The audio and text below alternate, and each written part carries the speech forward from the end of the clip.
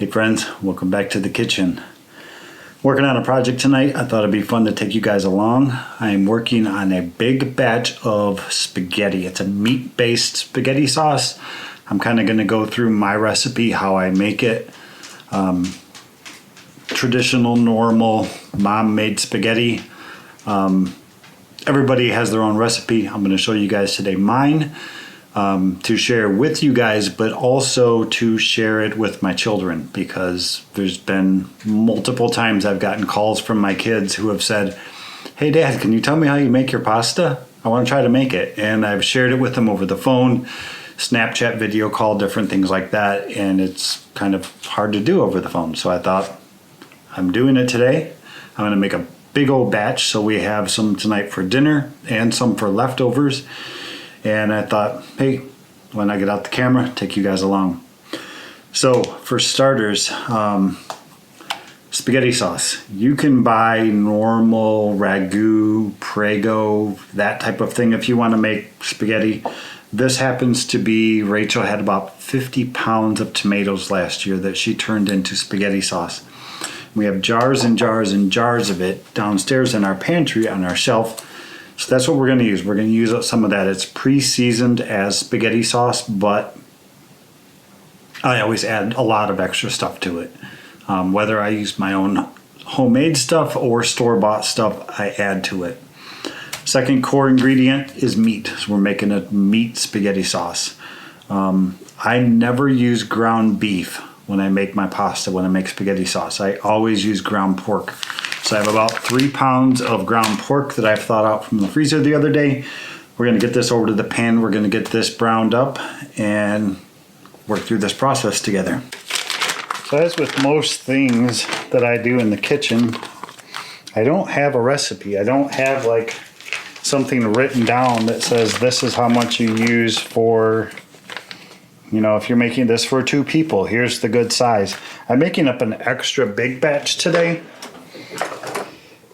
And the reason behind that is it's mostly just me and Rachel here now.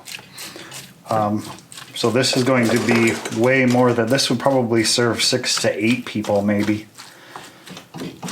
But what we've been doing lately is when I make up big batches like this, because, I don't know, it's still, I guess, a habit from working in the restaurant for so many years. When I cook something, I cook a lot of something usually.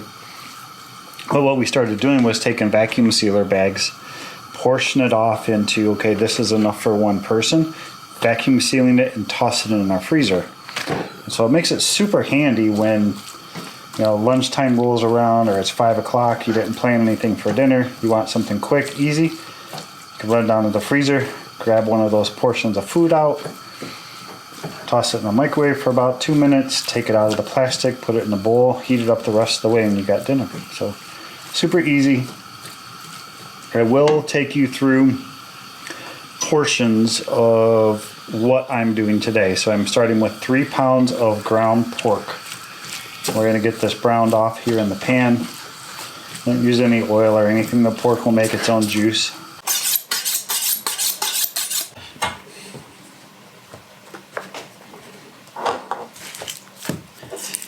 We were cleaning out our pantry the other day.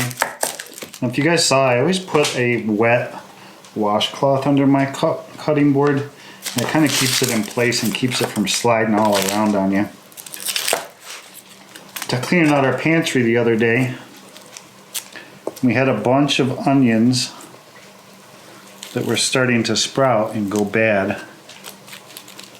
So instead of just tossing them, or actually we were going to plan on throwing them in the compost, we'll try to salvage these just to use them up so we're not wasting. As long as you pull this big sprouty part out of the middle, still a good onion. Our meat is over on the stove cooking still. It's coming along nicely. And peeling that outer layer of skin off of onions has always been such a... Some onions though, like, I don't know what the difference is. Some onions, they just peel off so easy, and then other onions peel off so hard. Now this is a nice easy one. Get that middle part out. So what I'm going for here, so like I said, we have about 3 pounds of ground pork, which is a lot because we're making a big batch here. I'm going to go with maybe 2 cups of chopped onions, and I'm using red today. Ideally, I would probably pick like more of a yellow onion or a white onion for this. But like I said, as to not waste and try to salvage these and use them up, we'll use red onions today. Meat's coming along good. I always like to use a spatula and chop it up because I like my meat and my pasta to be like really fine. Don't like big chunks of meat in my pasta. If you do, you can always skip this step and leave it in big chunky style if you want. Back to the onions, I'm just doing a rough chop on these. Don't want super small, don't want super big. Rachel's upstairs doing one of her workout routines today. Get ready for gardening season.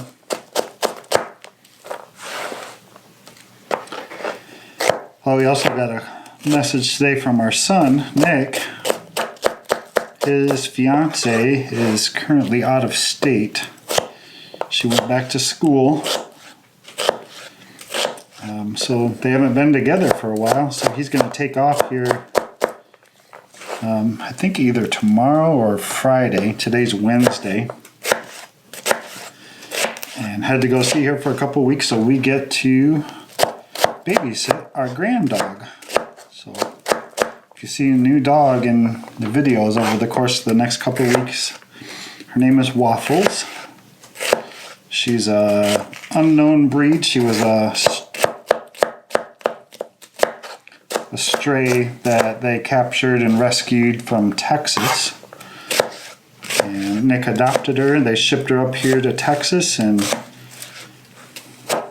it's been his dog ever since. It's a good little dog too. I'll try to introduce you. I think that's a little more than 2 cups worth of onions. Yes, we'll just save this one. We'll toss it in the fridge and we'll use it for something else. We'll call that, yeah, we can call that 2 cups of onions. Let's go over and check our meat, see how our meat's doing. It should be just about close. I usually let the meat get to about, I'd say 80-90% cooked, and then I add the onions in. That way they just don't turn to mush, although I generally let my sauce cook for quite a long time sometimes.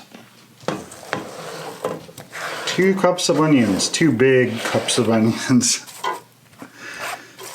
Turn the heat back up and let that cook down a little bit, and then we will, I'll drain this off because ground pork generally doesn't make a ton of grease. Like if you do like even like a 90-10 ground hamburger doesn't really make, it ends up making grease, but ground pork generally makes even less than that. But we'll drain this off anyways just to get any extra grease out of there. We'll get to seasoning the mixture and then adding in our sauce, and we're going to add 3 quarts of spaghetti sauce to this much meat. I think we're cooked down pretty good. I'm going to get this over to a strainer, get all this grease strained off, and then I'll meet you back here at the stove.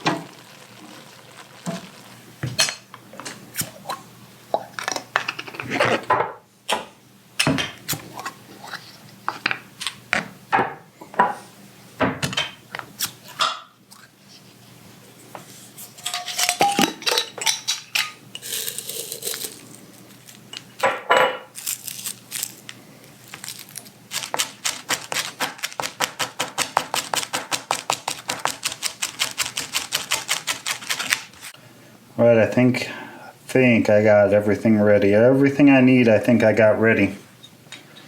As you saw, I just oregano. We didn't have any that was pre-destemmed and ready to go, so I have about I'd say a good tablespoon of oregano that I pulled the stems off of it and I chopped it up nice and finely.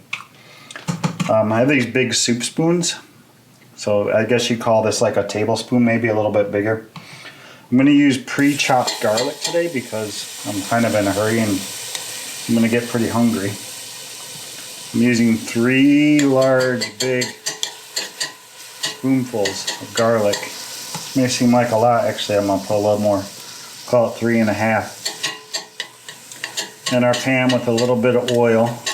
Smelling good now. We're going to get at least 1 jar of sauce in here so that that garlic doesn't burn. And then we'll work on the rest of the stuff. So this is about 1 tablespoon of fresh oregano that I finely chopped. Fresh and dried, I guess I should say. Red pepper flakes. We're going to go with about that much. Just to give it a little bit of kick. But we don't want like a massive amount. About this much black pepper. And about the same salt. It's just normal pink Himalayan sea salt. And then the secret ingredient, and I call it a secret because so my grandmother came over from Italy to the United States when she was about 16 years old. And I've always absolutely loved her pasta. It always had a distinct, unique flavor to it. And the same with her sister. So her sister also came over with her. They obviously came to the States. They married different people. They lived different lives in different households, had different families. And each of their secret ingredients were completely different. My grandmother's secret ingredient for her pasta was allspice. And you have to be really careful with allspice when you add it to your pasta because it can get overwhelming really, really quick. So that's about how much I'm going to put in here. Maybe a little bit more since we're making so much. A little bit of allspice in your pasta sauce goes a long, long ways, but it adds a really unique flavor to it. My grandmother's sister, the other side of the family, their secret ingredient was cinnamon, which I've tried before. It gives it a nice, unique flavor, but I like the allspice better. All right, so the last of our seasoning that we're going to add to this is basil. Now, if you don't have fresh basil, you can use dried. If you're using dried chopped basil, then you're measuring like before, probably 2 of these spoonfuls. You can sometimes go 3. If you have fresh basil in your garden or you got a green stalk planter on your porch and you can go out and harvest it fresh, pull the leaves off the stems, chop them, and put them in a measuring cup, about 1/3 of a cup. I don't have fresh and I don't want to use dry, but I do have some fresh basil that we grew last year, and we chopped it up with some olive oil, put it in ice cube trays, and tossed it in the freezer.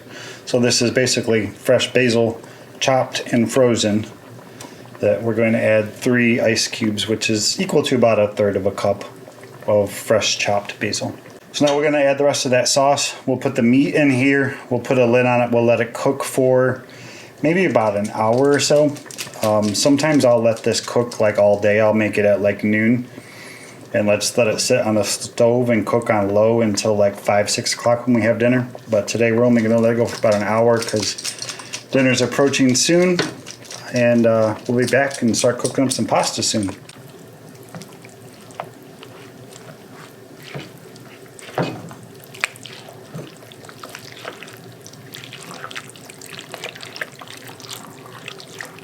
We're just going to use normal store-bought pasta today. I'm going to go with about 1.5 pounds. And then we can always, if there's some extra, if there's too much, we can throw whatever's left over out to the chicken. The pasta's done. I did save off a couple cups of this water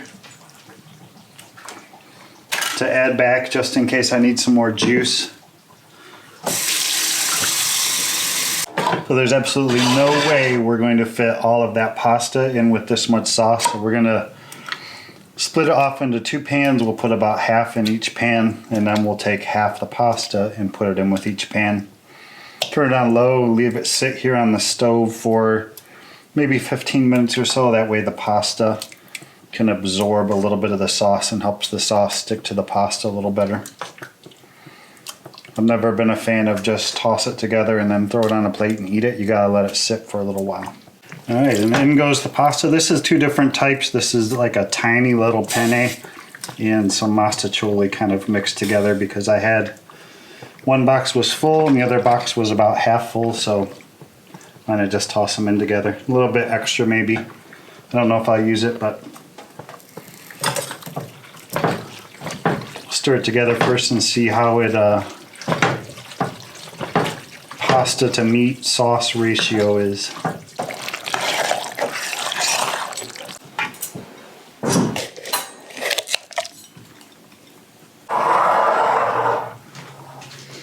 Smells perfect to me. Good job, baby. Thanks.